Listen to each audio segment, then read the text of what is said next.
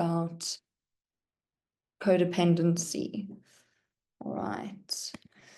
So there's a lot about what it is, what it's believed to be. It started out as a term used to describe someone in a relationship with another person that has a chemical dependency or a drug and alcohol addiction.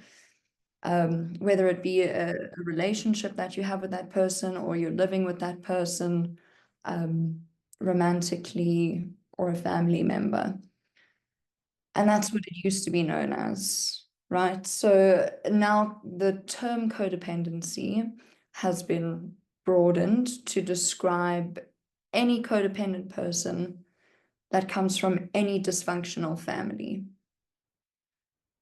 Yeah, any dysfunctional family, not necessarily someone that's in a relationship with an addict or an alcoholic. Okay. So all people have traits associated with codependency. We'll have a look at some of the behaviors, traits, and characteristics in a bit. But with codependence, they have a powerful need to save others, to rescue others. And this might be why codependents are often attracted to individuals with substance use disorders, addictive personalities, or those who are emotionally unavailable or emotionally wounded. It's someone that can be rescued, someone that can be saved and looked after, right? So codependency is an emotional and behavioral condition, and it affects one's ability to have a healthy and mutually satisfying relationship. So I want to look at mutually satisfying, right? I'm satisfied and so is my partner or my mother or my child. Whereas in codependency, it is not mutually satisfying. So I might be satisfied, but the other might not be, okay? So I just want to have a quick look on the side there. Number one, it's a relationship dynamic, okay? It's often comprised of rescuing and enabling behaviors, and this can include unhealthy or dysfunctional relationships, okay? So I want to have a look at dysfunctional families, what exactly that means, because like we said, it's not just being in a relationship with an addict or an alcoholic. It starts from early childhood where the situation that I've possibly grown up in can lead to codependency. So realistically, most individuals come from dysfunctional families. Common dysfunctions include verbal, physical, or sexual abuse, a family member suffering from a substance use disorder, or a family member suffering from a chronic mental or physical illness. Okay, so much broader than what the term used to be known as. So therefore, we can deduce that dysfunctional families are ones in which members suffer from fear, anger, pain, guilt, shame, right? So it's these feelings that family members might grow up with or get used to in a dysfunctional family system like this that can lead to codependency. Okay. So some of the characteristics of dysfunctional families, family members deny that any problems exist, okay, as well as they do not communicate about any problems. So it can be, no, there's no problem at all, we're happy and hunky-dory, or maybe someone's noticed that there's a problem, but let's not really talk about it, right? Family members repress their feelings and disregard their own needs. Okay, so I keep my feelings inside. I know that I have something that I'm feeling, but I don't really want to talk about it. I don't really want to share it with my family members either. Family members use behaviors and tactics to avoid, deny, and ignore difficult emotions. Okay, we'll get into that as well a bit later, into how codependency comes from dysfunctional families. Then at the end there, family members do not talk, trust, touch, confront, or feel. So this is where it might where I myself doing this research started to get a bit confused, thinking this sounds really isolative. Like, I don't want to talk to you. I don't want to trust you. I'm not confronting you. I don't want you to confront me. So I want to be alone, right? So how on earth does that turn into codependency, where we know that it's two people kind of being inseparable, really dependent on one another? So let's have a look at that. Okay. From a dysfunctional family to codependency. Number one, we've got as a result of the dysfunctions. So our common dysfunctions that we spoke about were sexual, physical, emotional, and verbal abuse, having an addicted member of the family, or having a member of the family that suffers from a chronic mental or physical illness. Okay. So from these dysfunctions, members start to develop maladaptive coping skills. Okay. Coping skills that are bad, that are working, but they're not really healthy. So number two, maladaptive coping skills or defense mechanisms are used to protect myself. Okay, I use this to protect myself from uncomfortable and difficult emotions or situations. So codependents deny, avoid, and ignore these difficult emotions and situations by focusing all of their energy onto the needs and problems of others. So this is how it turns into codependency. I'm avoiding my own problems and I'd rather look at someone else's. And this is where the caretaking and rescuing behavior starts coming in. Okay. So let's have a look at codependent behavior, which we'll see is quite a parallel to addict behavior. Codependents have a low self-esteem, okay? And we search for something outside of ourselves to make us feel better, much like we know about addicts and alcoholics, right? There's something not going well. I'm feeling things I don't want to feel. So my escape is substances. I'm using something else outside of myself to make me feel better, similar to codependence, okay?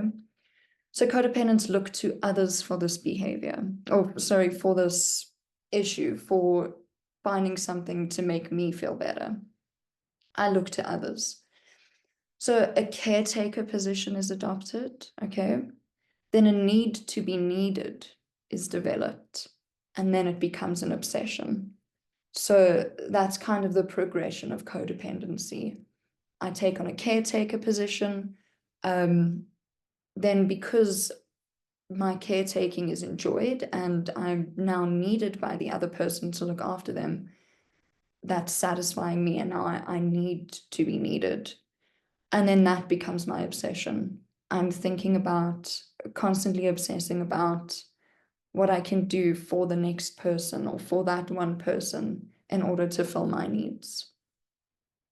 So often codependents take on a what's called a martyr's role, meaning that thoughts, feelings, and needs of the victim or the one that's being rescued do not only take precedence over those of the rescuer, but are sought after in spite of the negative effects and consequences faced by the rescuer. Again, something that sounds very similar to addiction, right? I use substances in spite of the negative consequences. I continuously use them. So codependency, despite the negative consequences and effects that my rescuing behavior might have, I continue to do it.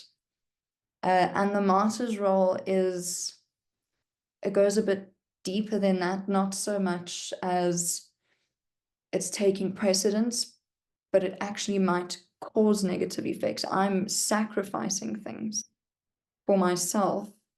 I'm putting myself in a worse position in order to save another, if that makes sense. Okay. So continuing with codependent behavior, continued rescuing leads to losing sight of oneself. So I'm not only am I making the other dependent on me, but I'm now becoming dependent on them to fill my need to be needed. Okay. So I'm starting to lose sight of myself. I need this person for something that I can't do for myself. This lowers my self-esteem even further. Okay, it creates increasing feelings of depression, frustration, and resentment. Okay, I'm frustrated with the other person. They are constantly needing me now, which is unfortunately a situation I've created, but yet I still need to fill that need for me. And I therefore build a resentment towards this person. So further progression of codependency, the caretaking shifts from the need to help and be needed to the need to control the victim's behavior or the person that's being rescued. There's now a need to control their behavior just because their behavior has started to affect me. So if you're happy, I'm happy. If you're angry, I'm angry. Okay, I'm not going to be okay if you're not going to be okay. So let me try and control that situation.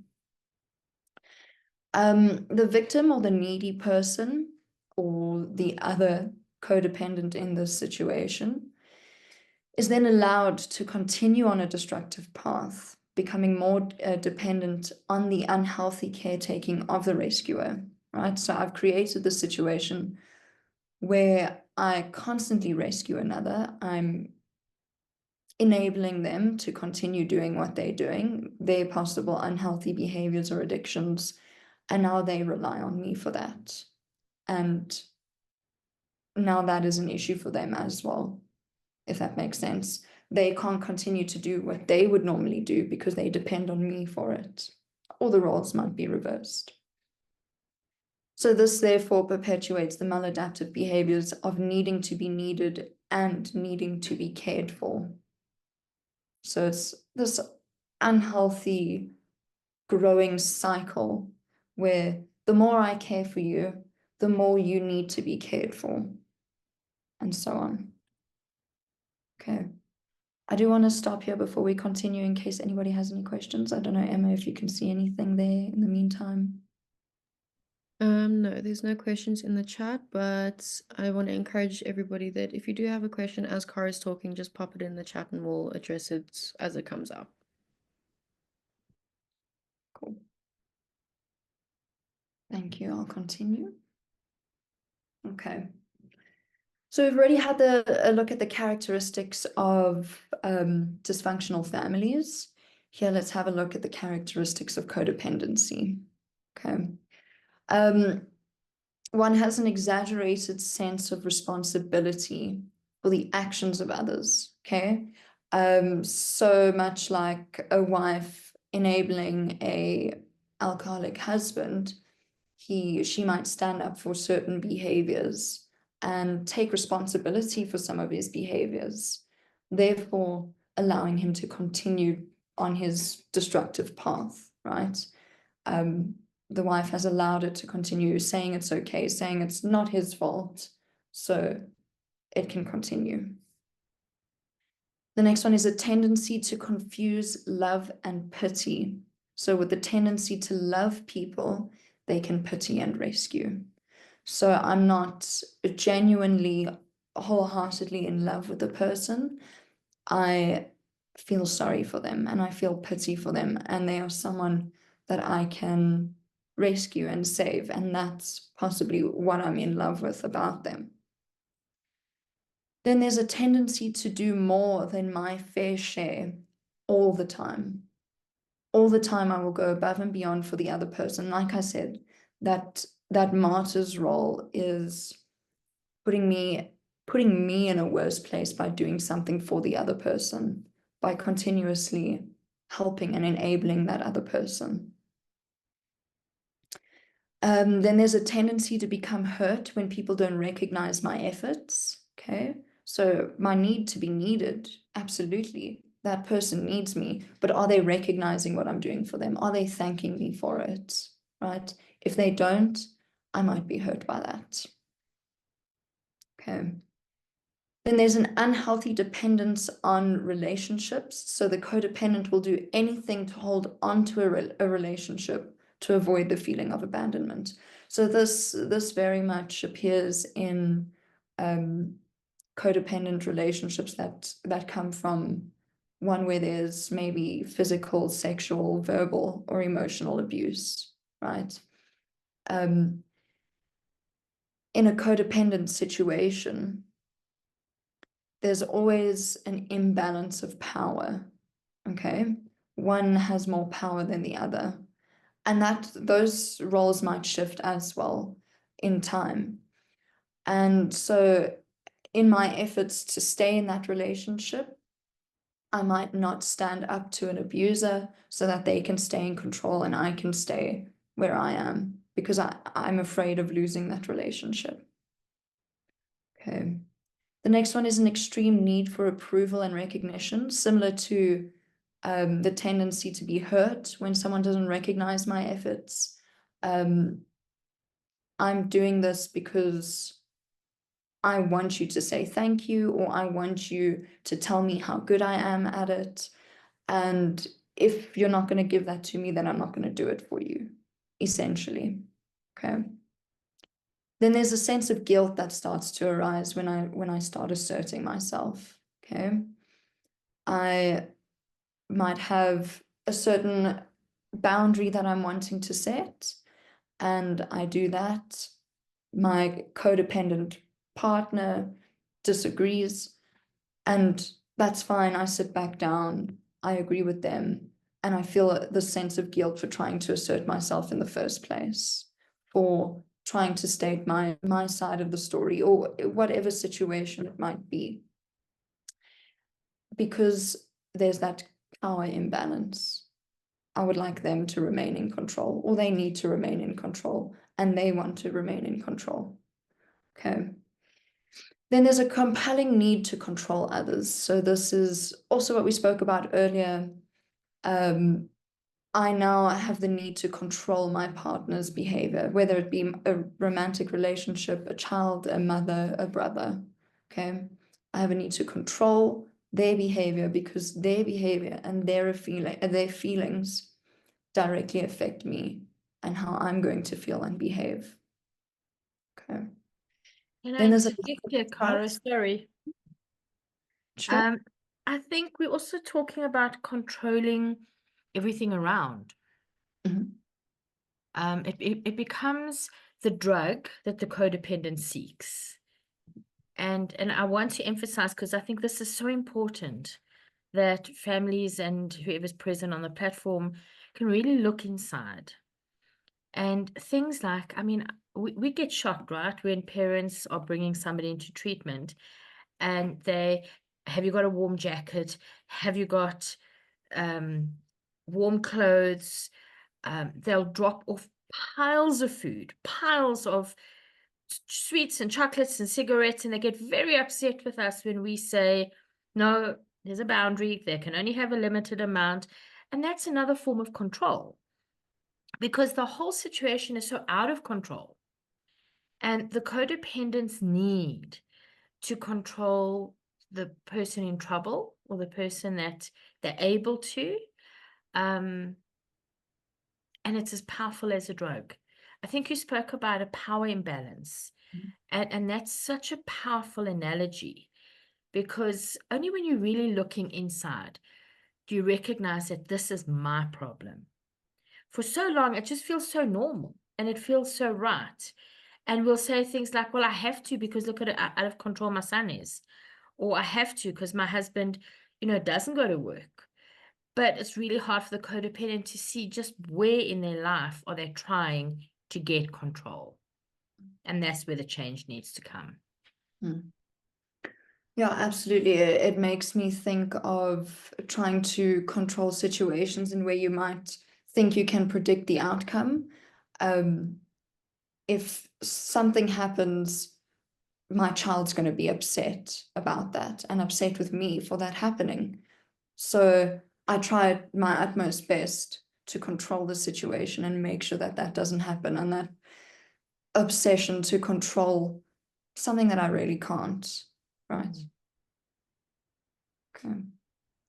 Thank you. Just before we move on, I see there's a question in the chat here. The question is, where do we draw the line, or what tools can we use to draw the line? Okay. Cheryl or Cara, do you have an answer before I give it a go? Sure, absolutely. When I think of codependency, I think on top of the list is the inability to set boundaries. So that is my first answer to that question. And I'll also get to it a bit later, where we'll talk a bit more in depth about setting boundaries. And I think when it comes to drawing the line, I see anger as a really powerful emotion. And I don't believe that there's such thing as a negative emotion. They've all got positive aspects about them depending on how you use them. And I think when something makes you angry, you know it's because a boundary is being crossed. And you need to find out which one of your boundaries is being crossed right now. So it gives you that insight into what you might need to do next, what you do with that anger, how you set that boundary. Yeah, and I think like in a recovery sense, we ask families, are you sick and tired of being sick and tired? And if you're sick and tired as a family member, isn't that the line that we should be drawing anyway? Like when we've had enough of unacceptable behavior, being bullied, being gaslit, being, financially drained. And I think each person has their own draw the line, bottom line, boundary. And that's because we haven't set those boundaries that you're talking about. So it's when we've had enough or when we choose to bring the bottom up. Some people can go forever. We'll get a call, my child's 55 and he's been like this since he was 15. What's wrong with him? Well, he's still living in your house, you're still paying his bills, you're making excuses for him. That's the problem. When are you going to say enough is enough? So I think that, in relation to that question, it's when are we sick and tired? When are we going to say no more? Because the addict and alcoholic will push those boundaries forever and more. For example, we often get families who say, well, they've really spent so much money with the dealers and I've got to pay them back. Or he's taken loans out and I need to pay them back. And our answer is not necessarily. Talk about that with the individual counselor or in a conjoint. But no, we don't always have to pay their debts. Sometimes we've got to mop up our own debts that we might have gotten involved in by trying to help them. But no, I think, Tough Love has an amazing saying that families' emotional energy and financial resources are limited. And I think the sooner we come to terms with our own limitations, the better. We don't always have to fix up in fact, please don't. If they've created havoc in their financial world, leave it to them to clean up. No, I absolutely agree with you, Cheryl, on that one. There is always a choice, although it seems like an ultimatum, but there's always a choice, although the result of one might be quite difficult to face, but it's there. I Yeah. also just want to jump in there where, Nokhlankla, if you're saying, you've had to kind of step in and pay a bill that you were partly responsible for because they didn't, it's a learning experience, right? You can look at that and then put a boundary for future in. I think it's a constant reevaluation of your boundaries.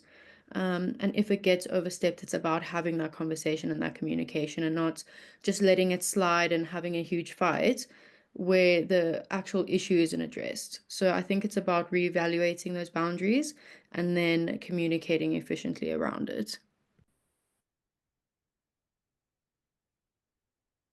Okay. All right, I'm just reading another question from Cindy here. She says, what about when we are the only one paying for the recovery when they fall again, but we are paying everything, but they are paying everything themselves when they clean? So, Cindy, am I understanding this correctly? When you're paying for their recovery, but when they're clean, they kind of taking care of themselves again.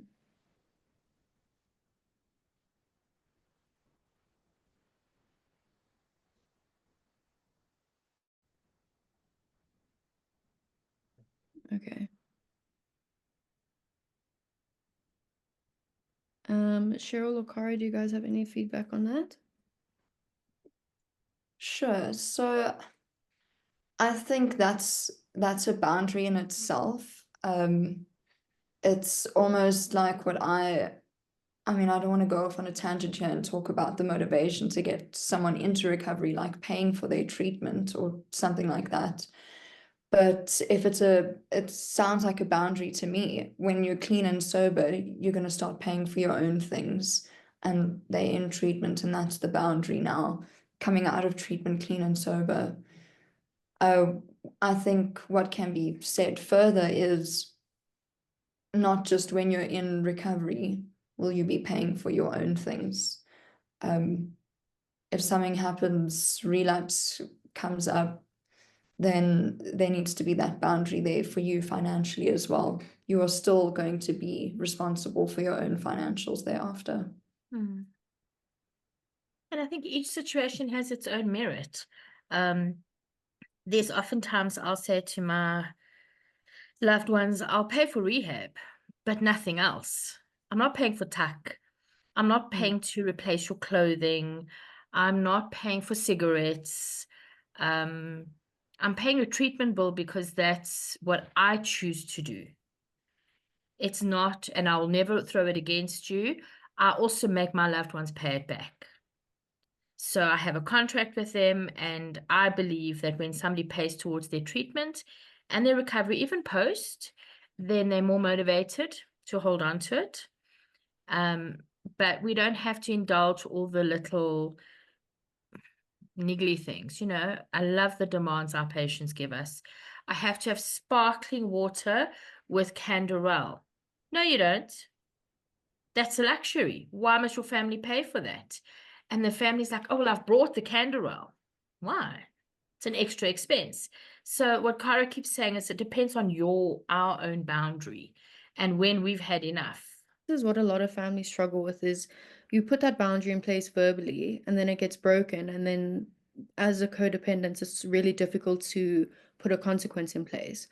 But with every boundary that is in place, there has to have a consequence with it.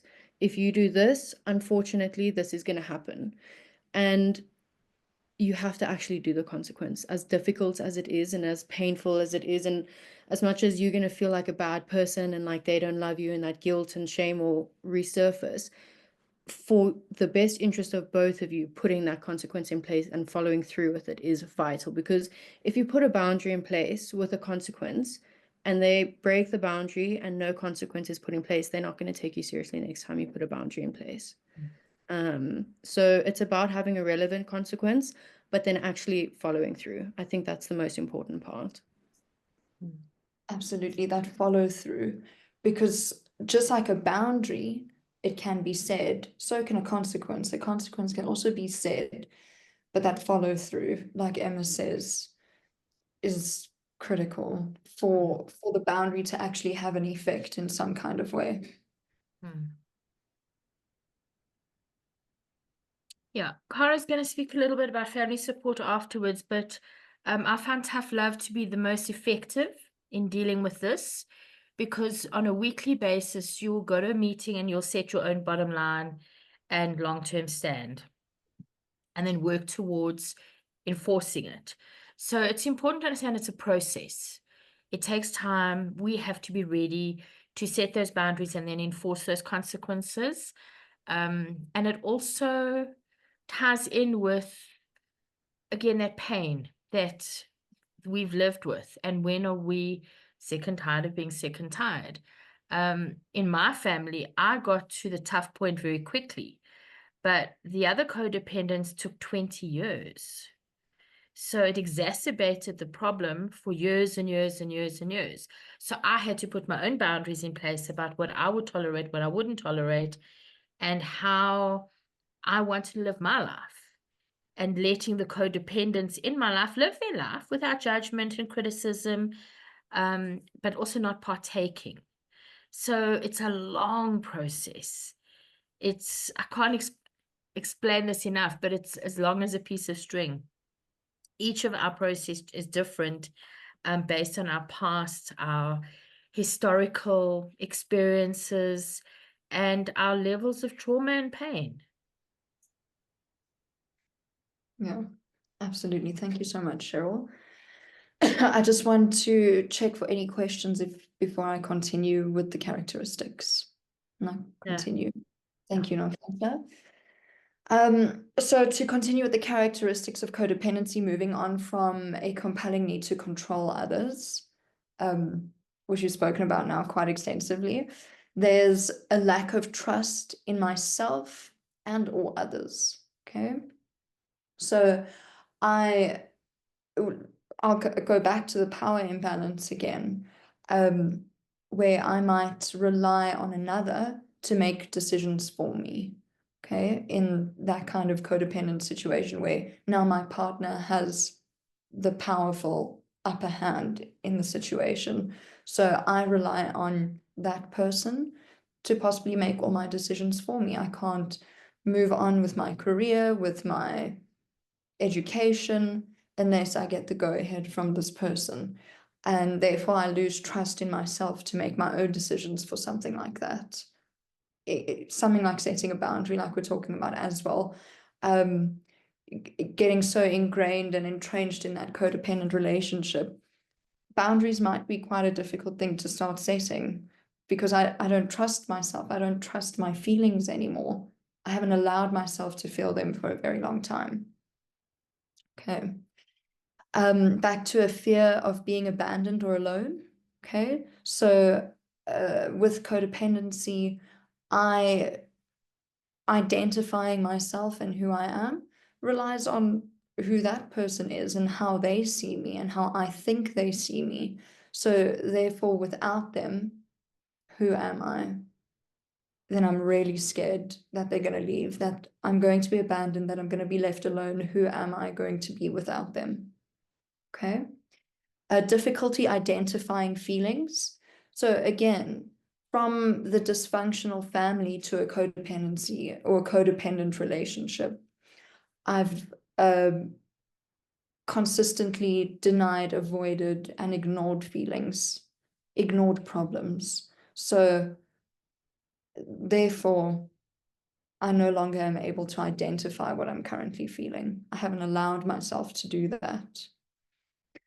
Okay, then there's rigidity or difficulty adjusting to change. Okay, as similar to active addiction as well, it's something that we've been entrenched in or have ingrained in us for a really long time, and starting to change those behaviors, starting maybe even just to think about changing those behaviors is really scary.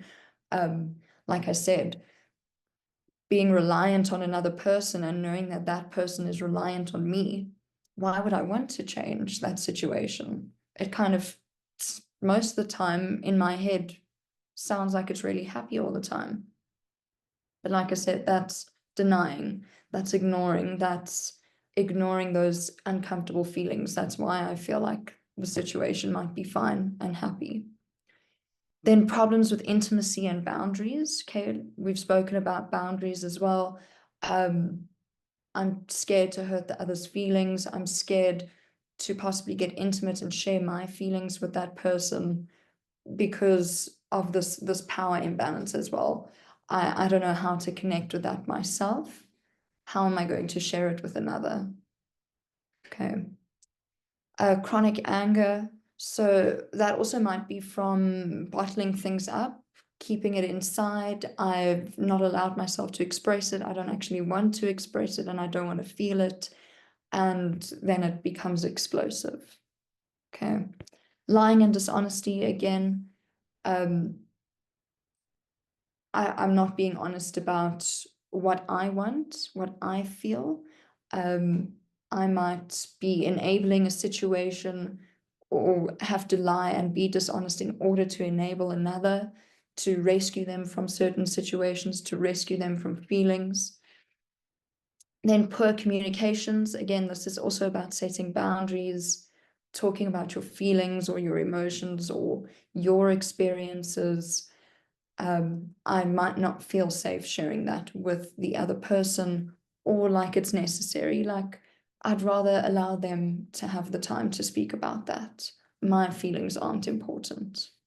Okay. Then again, difficulty making decisions goes back to that lack of trust that I have in myself. Okay. So, Cara, I just want to jump in here before we move on. There's a question in the chat that says, since my addict left rehab, he's not communicating with me. As a codependent, this is killing me. Do I just give him space? Do you want to answer this question now, or do you want to answer it more towards the end once we've kind of spoken about? Yeah, I mean, I can give it a go right now. I mean, something might come up later on that could possibly answer it for you. But I think, and this is what I use in treatment to talk to my clients about something like this, is that healing is on a bit of a different timeline for the addict and for the family member.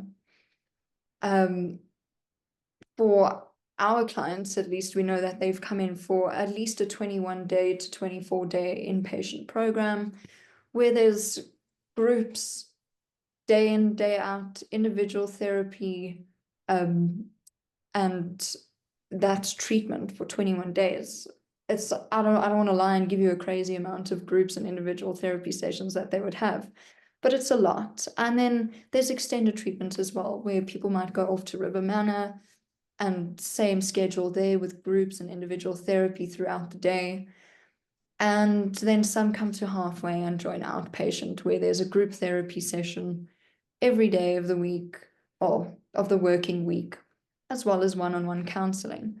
So that's the addict healing process. All this therapy, all in one go. The help is like coming out of their ears, right? And for the family, if you aren't part of any other kind of individual psychotherapy or support groups, this family support group is what there is. It's one family support group where we can come and talk about things that we're experiencing once every week. So I think what I wanted to be a short answer that's turned into a bit of a long answer is that healing time for you and healing time for your addict is really different. And a lot of the time it's about giving you guys as the family members time to adjust to how their behaviors might have changed. So perhaps towards the end of the session, I don't know if you want to get a bit more specific, and we can see how we can move forward from there as well. Okay. Yeah, awesome. Thanks, Cara. Okay. Then I want to talk about Melody Beatty. Okay. She's got a book which I've put in a list of resources that you'll see later as well, called Codependency No More. And here we've got a few statements made that can kind of give you a bit of an idea for if codependency is what you're currently enmeshed in. So the first statement there is, my good feelings about who I am stem from being liked by you. Okay. So again, my feelings are very dependent on your feelings. Okay. So then the second one, my good feelings about who I am stem from receiving your approval. Okay. Again, if you agree to what I'm doing and if you're happy with what I'm doing, then I'll feel happy and I'll agree to do it. Your struggles affect my serenity. My mental attention focuses on solving your problems and relieving your pain. Again, this comes back to the obsession. I am obsessed about solving another's problems, or possibly about making you feel better if something in your day that was completely out of my control went wrong. But now I want to fix it and I want to make it better. Okay. And unfortunately, those struggles affect my serenity. I have no time, I have no peace, I have no resources left for myself. Okay. Then my mental attention is focused on pleasing you. Okay, again, where there might be that possible power imbalance. I'm constantly focused on making sure the person in power is comfortable, they're happy, they're in control. Okay. My own hobbies and interests are put aside. I spend my time sharing your hobbies and interests. Okay. Again, this is very much leaning towards the I want to make you happy. I want to please you.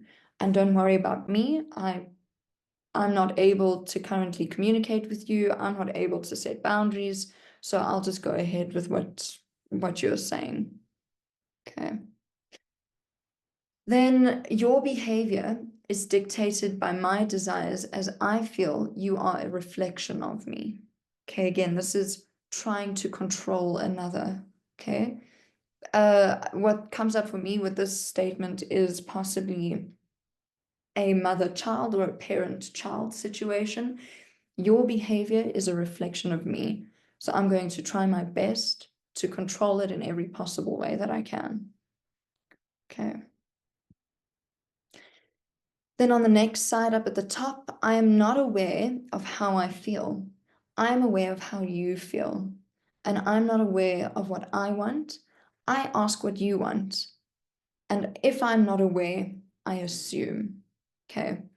So I also don't want to go on a tangent about assumptions now as well. Another really dangerous thing to fall into. But again, I'm not feeling my own feelings. I'm only concerned about how you feel. I only want to listen to you about how you feel. I don't even know what I want, but I know what you want. I'll ask you what you want to make sure that I get that for you. Okay. The dreams I have for my future are linked to you. So also again, coming up for me is more on the romantic relationship side of things, where a husband and a wife or a girlfriend and a boyfriend and their codependent relationship. Again, I don't know who I am without this person. How am I going to move on in life if this person isn't here? I can't even make my own decisions without this person. So clearly my entire future is linked to that person. Where I go, what I do, possibly my job, if I'm going to have children or not. I might really want children, but if they don't, it's fine. It's all good. My fear of your anger determines what I say or do. Again, this is taking me back to the family dysfunction of abusive relationships, where I think I have this control or power by saying what I'm saying, just so that I make sure that the abuser is not going to get angry, is not going to lash out. And I'm making them think they're in control, and that's how I think I'm in control, if that makes sense. So your anger determines what I say or do, or my fear for your anger determines what I say or do.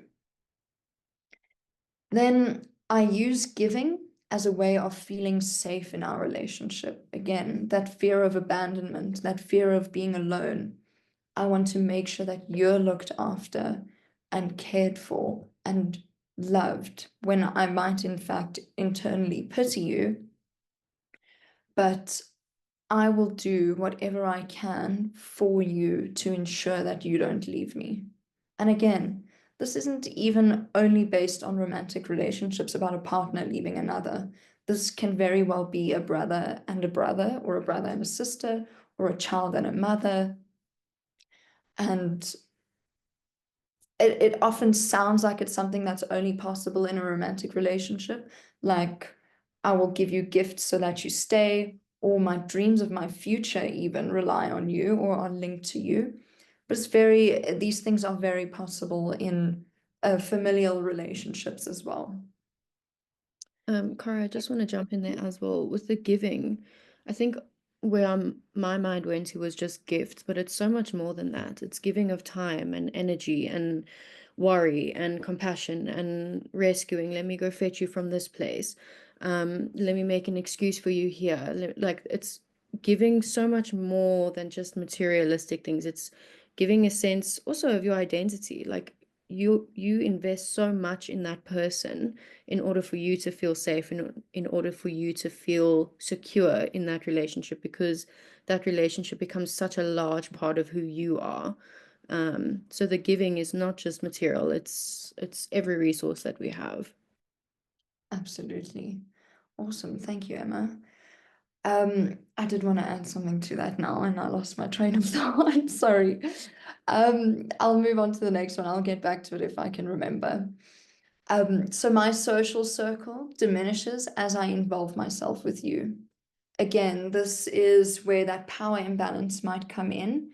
The other, or I might control who my partner spends their time with, who they surround themselves with, involve themselves with, and therefore they start seeing their social circle starting to diminish. And this reminds me of almost like cultish behaviors, a behavior that cult leaders like to use, where I will isolate you so that I'm the only person in your life, so that I am the only one that you're going to give to, give your time, give your money, give your feelings, give a piece of you to me. Okay, that reminds me of what I wanted to say about giving. It's it's like that saying where I offer you my hand and you'll take my arm. You might just be asking for my hand, but don't worry, I'll give you my arm, right? So that's I'll give as a way of feeling safe in our relationship more than what's expected. Again, bringing in that martyr's role. Okay, thank you. So I value your opinion and way of doing things more than my own. Again, I don't have trust in myself anymore. I don't trust my own decision making, my own feelings, my own opinions. So I value the other and I value your opinion more than mine, because you're the one that I am looking to make my decisions, to help me link anything to my future with you, right? So I value your opinion and your way of doing things more than my own. This again is how losing my own sense of identity comes in with codependency. I don't even know who I am or what I would do anymore without this person. I rely on them completely for everything. The roles might be reversed. They might rely on me for everything as well. Okay. Then the quality of my life is in relationship or in relation to the quality of yours. Okay. Again, there's that's illusion of control. If you're happy, I'm happy. If you're okay, then I'm okay. It's fine.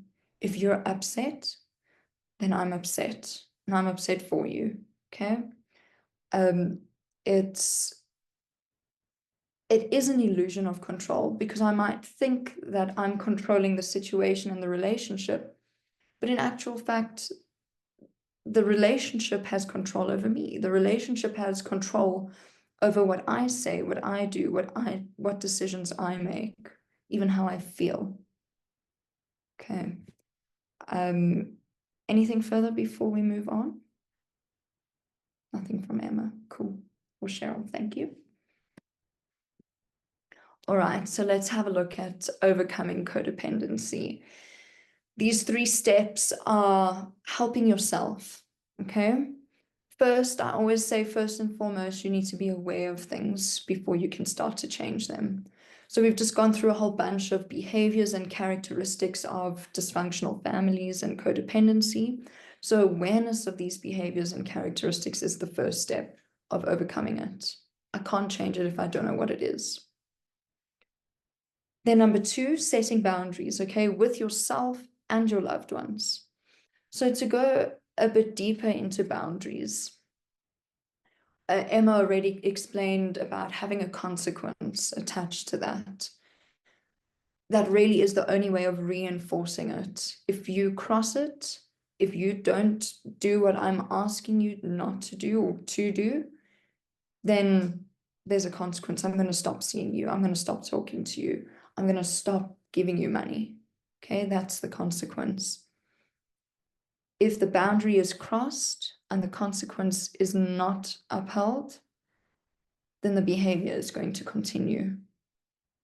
If it is, there might be a few more attempts to push the boundary here and there, but if you continue to set your boundaries and your consequences, then the behavior is most likely to stop with. And there's lots of ways you can one can push boundaries, okay? Just because you've been successful in one area where it might be financial doesn't mean that other boundaries aren't going to be pushed in other areas of your life. There needs to be boundaries and consequences nearly everywhere. Okay. And Sorry, I just want to jump in there. It's not only having an awareness of yourself and the ways that you're exhibiting codependency behavior or whatever it might be. It's also having the knowledge and being able to identify the addict behavior in the other person, because that manipulating and it's so subtle and it's so sneaky that if you're not aware of it, it's really hard to recognize, but you need to be able to identify it and be like, that is addict behavior. This is not me being a bad person. This is just an exhibition of addict behavior. That's all I wanted to add. thank you. Thanks, Emma. From setting boundaries, a really important part is self-care. Okay, so through codependency, I've mentioned a few times, there's a loss of self. There's a loss of my own identity, right? How do I start looking after myself if I don't even know what I want, what I like? So awareness of those kinds of things as well. I like to use a PIES check-in. I apologize for not writing it in the presentation, but what it is it's PIESS. How am I doing physically? How am I doing intellectually, emotionally, socially, and spiritually? And I also encourage journaling to my clients, and I would encourage it to everyone. And journaling is a great way to check in with yourself. I can have a look back at a few days and see I'm not actually doing too great over the last few days. There must be something going on for me, or coming up for me. What is it? You know, or wow, look at that. I've actually had really good days the past few days. What have I been doing? You know, what have I been experiencing that's been making my days so good? Why, you know, and try and repeat those good ones and fix the mistakes from the bad ones, or identify the mistakes from the bad ones. Okay. Then we've got overcoming codependency, help from others. So with it coming from dysfunctional families, there's a lot of trauma involved in those kinds of situations. So number one, I've got the individual psychotherapy one-on-one, okay, to go through that deep-rooted stuff, if that's where it's coming from for you. Then family psychotherapy as well, because it's a family situation, it's a family dynamic, it's a family relationship. It's really important to get the family involved. I won't say it's not helpful to do it individually, but because it's a family situation, your behavior change won't necessarily result in behavior changes from everyone else around you. Then number three, I've got their 12-step programs, okay? So we've got Codependent Anonymous, we've got Al-Anon, we've got Alateen. There's a whole bunch of resources and meetings out there for families of addicts and alcoholics, or for codependents, such as Codependent Anonymous. Okay, the 12 steps, I always mention that it's only the first step that includes any kind of drug or alcohol in the step. For Codependent Anonymous, we admitted we were powerless over others. that our lives had become unmanageable. Okay. Then to just go over some more information, these are the resources where I got the information for this presentation. If you want to take a photo with your phone or a screenshot with your laptop, whatever it might be, there's Mental Health America, addictioncenter.com, Psychology Today, the Clinic for Health and Medical Care in Dubai. Codependent No More is the book by Melody Beattie that we mentioned earlier. Then your 12-step programs like Codependence Anonymous, you can visit codesouthafrica.co.za, alanon.org.za, as well as what Cheryl mentioned earlier, toughlove.org.za, a wonderful resource for families in crisis. Then Changes Addiction Rehab, changesrehab.co.za. And then I would like to open up the floor for any questions and discussions.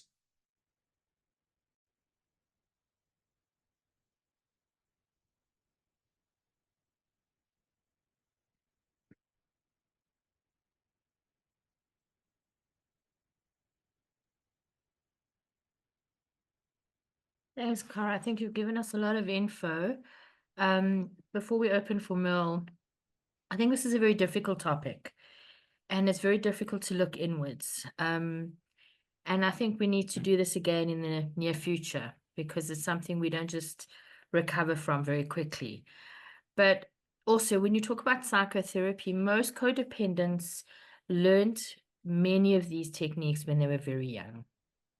So it's important that we start our own therapeutic process and really engage in it like a 12-step family support, because if we don't, we're going to repeat this forever.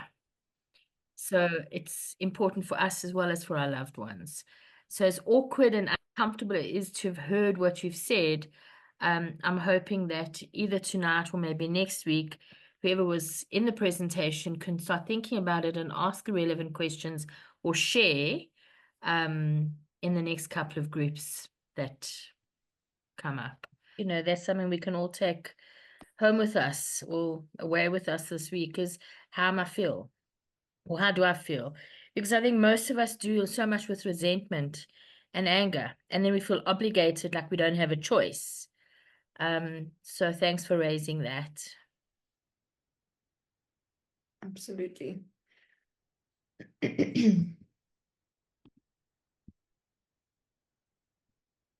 Okay, there's one question I think we must answer, and then we're going to need to close. Has anyone else been in the position that your loved one has been kept in a drug den by the dealers and can't be released? What does one do? I think it's a very difficult situation. And yeah, sadly, we do hear about it quite frequently. I think it really depends on each individual what they decide to do. What I decide to do is going to be different to what another family member decides to do. Some decide to pay, some decide not to. It really is up to your readiness, and bearing in mind that both the dealers and our loved ones are holding us hostage because they know that we're going to pay. I personally don't pay. I haven't paid.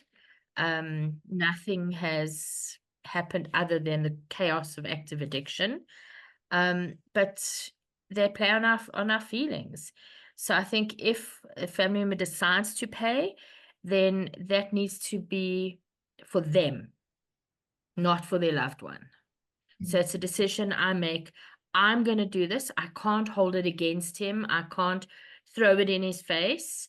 And if I'm doing it, this is my last time of doing it. And what am I going to do differently going forward? So I think there's quite a process in making those decisions. But you're welcome to discuss it with their counsellor privately and see if, my answer hasn't given you sufficient support.